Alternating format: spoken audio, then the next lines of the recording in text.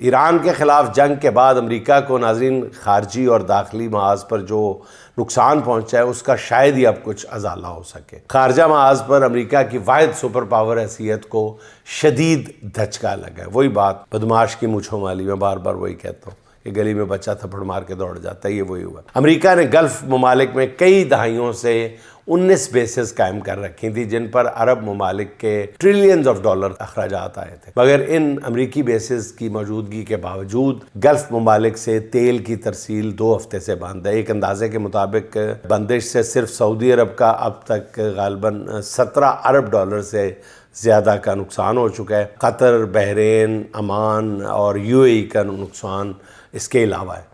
داخلی محاذ پر بھی امریکہ میں ایک طوفان ہے۔ انسانی حقوق اور شخصی آزادیوں کے علمبردار سمجھے جانے والے امریکہ میں اب ٹی وی نیٹ ورکس اور اخبارات کو لائسنس منسوخ کرنے کی دھمکیاں سر عام مل رہی ہیں۔ امریکی فیڈرل کمیونیکیشنز کے چیئرمین نے ٹی وی چینلز کو دھمکی دی ہے کہ اگر ٹی وی یا ریڈیو براڈ کاسٹر جو ہیں وہ ایران جنگ کے بارے میں ایسی خبریں نشر کریں جنہیں حکومت یا FCC غلط معلومات سمجھے تو اس کے براڈ کاسٹنگ لائسنس خطرے میں پڑ سکتے ہیں۔ براڈ کاسٹرز کو عوامی مفاد کے مطابق کام کرنا ہوگا، اگر وہ ایسا نہیں کریں گے تو وہ اپنے لائسنس سے محروم ہو جائیں گے۔ یعنی ایران کے خلاف جنگ نے امریکہ کی شخصی آزادیوں کو ساڑھے نال کھڑا کر دیتا لے آگے، ٹھیک ہے۔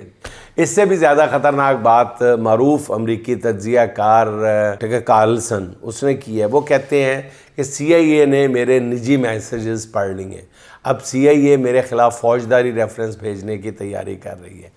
مجھ پر الزام ہو سکتا ہے کہ میں غیر ملکی ایجنٹ کے طور پہ کام کر رہا تھا کیونکہ میں نے جنگ سے پہلے ایران کے لوگوں سے بات کی تھی۔ دیکھ لیں، ایک غلط فیصلے نے امریکہ کو انسانی حقوق کے معاملے میں شمالی کوریا کے برابر لا کھڑا کیا۔ ناظرین